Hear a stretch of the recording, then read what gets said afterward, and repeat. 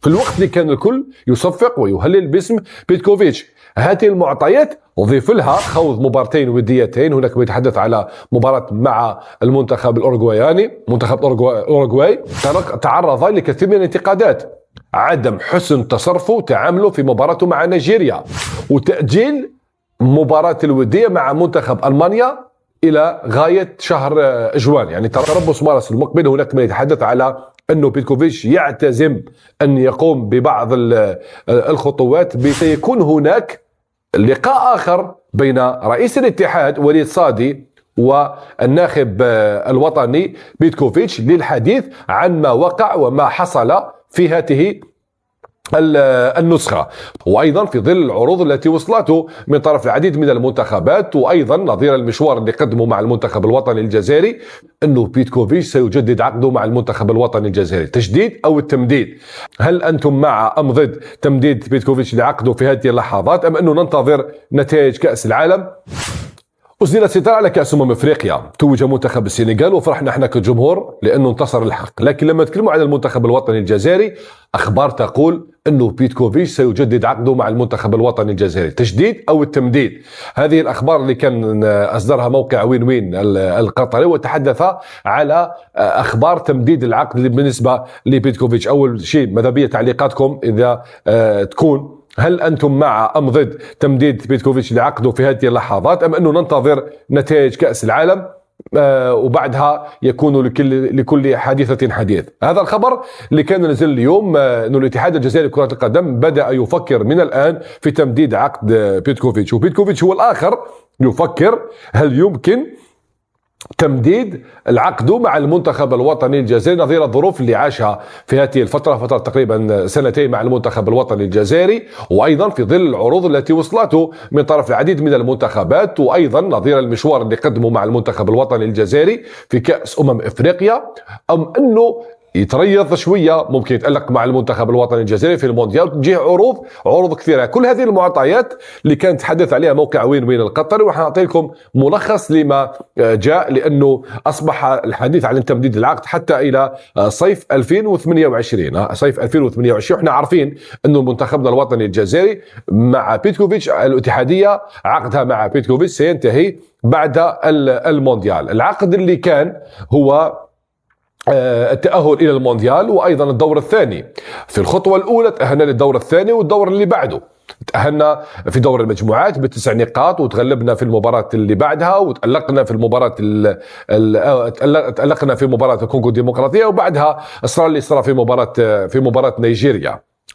بيتكوفيتش الذي لقبه الكثير بالعبقري وأثنى عليه في دور المجموعات، في لحظة ما تعرض لكثير من الانتقادات، عدم حسن تصرفه وتعامله في مباراته مع نيجيريا، خياراته الفنية من حيث الأسماء وتوظيفهم أخطأ، أيضا الخطط التكتيكية اللي اعتمدها مع منتخب نيجيريا. كل هذه المعطيات كانت فيها انتقادات كبيرة للناخب بيتكوفيتش، وبيتكوفيتش أيضا وصلته أصداء، قال أنه عرف أنه كان أخطأ في هذه المباراة في بعض الجزئيات، لكن الأمر أكثر أمر أنه وصلته انتقادات كبيرة سواء من الصحفيين، نقاد رياضيين، محللين، لاعبين سابقين، مدربين، وحيث حتى أيضا من الجماهير الرياضية اللي ما كانتش راضية على التسيير لمباراة نيجيريا في الوقت اللي كان الكل يصفق ويهلل باسم بيتكوفيتش.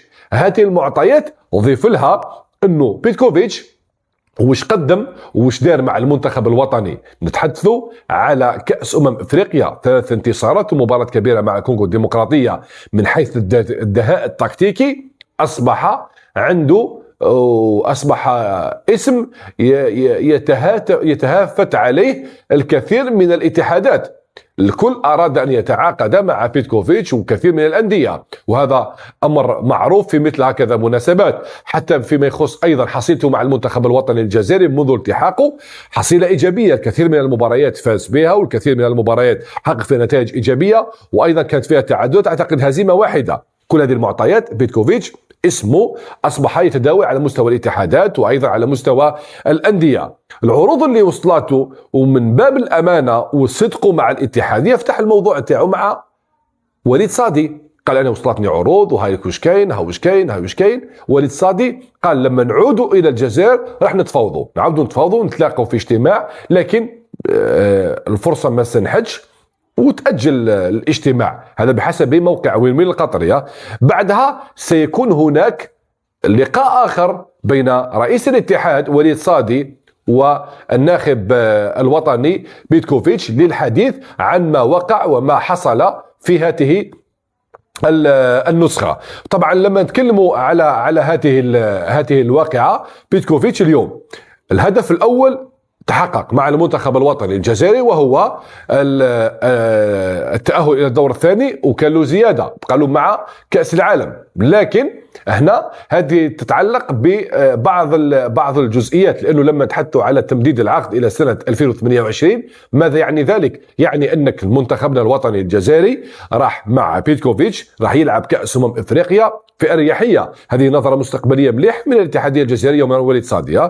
كأس إفريقيا 2028 يلعبها بأريحية، وراح نلعبوا بين هذا النسخة 2027 و 2028 راح نلعبوا التصفيات الإفريقية للنسخة الأولى وتصفيات الإفريقية للنسخة الثانية، وراح نلعبوا أيضا تصفيات كأس العالم ل 2030. هذا في حال تم الاتفاق على تمديد عقد بيتكوفيتش إلى سنة 2028. لا بس فقط أن نذكركم أنه تربص مارس المقبل هناك من يتحدث على أنه بيتكوفيتش يعتزم أن يقوم ببعض الخطوات بتوجيه الدعوة لبعض الأسماء الجديدة لتشكيلة المنتخب الوطني الجزائري، بما فيهم مدافع أولمبي شلف عبادة أشرف، وأيضا أسماء أخرى تنشط في الدوريات الأوروبية، لتكون دماء جديدة سيضخها بيتكوفيتش للمنتخب الوطني الجزائري قبل المونديال.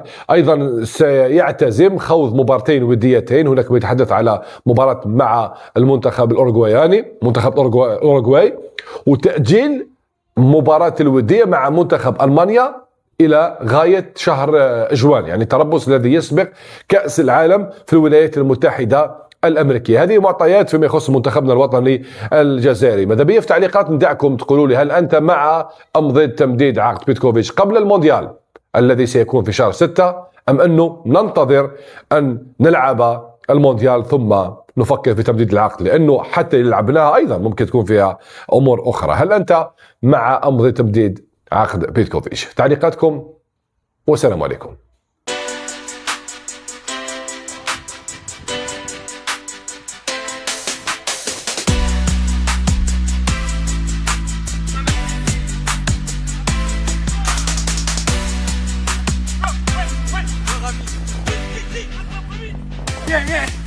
Oh, il est privilégié. Hey, ah, pressão,